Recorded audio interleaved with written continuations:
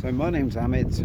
I'm with BioFlares, we work on bio-optical reporter design and construction. So where this comes from is in my PhD I studied firefly bioluminescence, beetle bioluminescence, and engineered enzymes that bioluminesce, normally found in beetles, but we express them recombinantly and then mutate them to work with different substrates, analogues of the natural compound, the natural light emitting compound from beetles.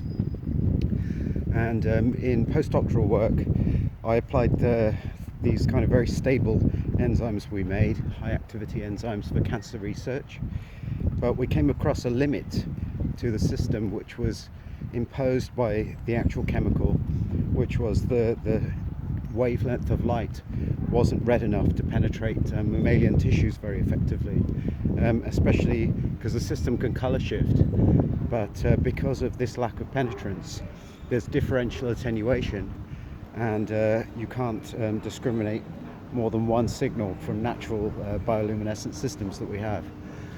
So in 2014 we published the first ever near-infrared bioluminescence, but also a color shiftable form.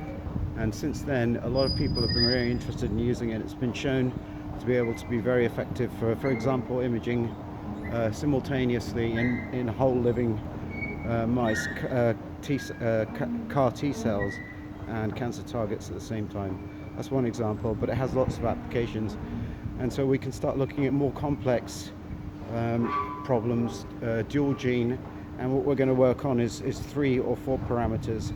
So looking at polygenic traits in vivo, but also having up to 6 to 9 parameters that we can measure in vitro at the same time.